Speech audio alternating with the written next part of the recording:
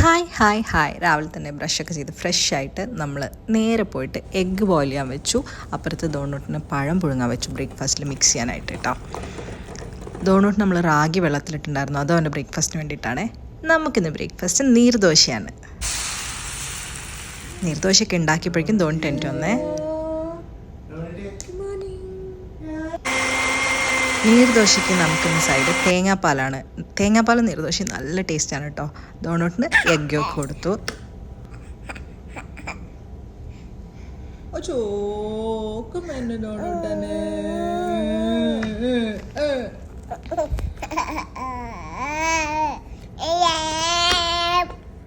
അത് കഴിഞ്ഞിട്ട് ലഞ്ചിന് വേണ്ടിയിട്ട് ചിക്കൻ മാരിനേറ്റ് ചെയ്ത് വെച്ചു, റോസ്റ്റ് ഉണ്ടാക്കാൻ വേണ്ടിയിട്ടാണ്. എന്നിട്ട് ഡോണട്ടിന് ബ്രേക്ക്ഫാസ്റ്റ് കൊടുത്തു. പഴവും റാഗിയും കൂടെ മിക്സ് ചെയ്തിട്ടാണ് അവൻ്റെ ബ്രേക്ക്ഫാസ്റ്റ്.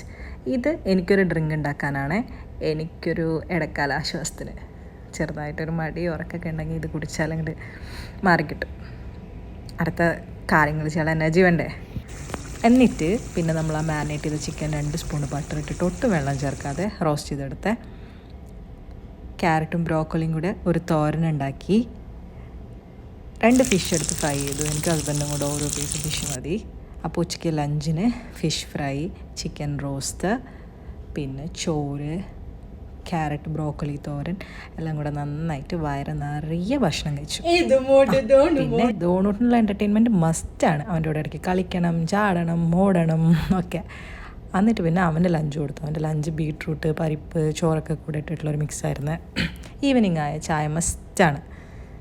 വൈകിട്ട് സ്വീറ്റ് ക്രേവിങ് വന്നപ്പോൾ ബ്രെഡ് ഇരിപ്പുണ്ടായിരുന്നു, അത് വെച്ചിട്ടൊരു ഈസി അറബിക് പുഡിങ് ഉണ്ടാക്കി. നല്ല ടേസ്റ്റ് ഉണ്ടായിരുന്നു കേട്ടോ. പാലിൽ കസ്റ്റർഡ് പൗഡർ മിക്സൊക്കെ ആഡ് ചെയ്തിട്ട് പിന്നെ അത് ഫ്രീസ് ചെയ്യാൻ വെച്ചു. പിന്നെ നമ്മൾ സ്വീറ്റ് ആൻഡ് മിൽക്കും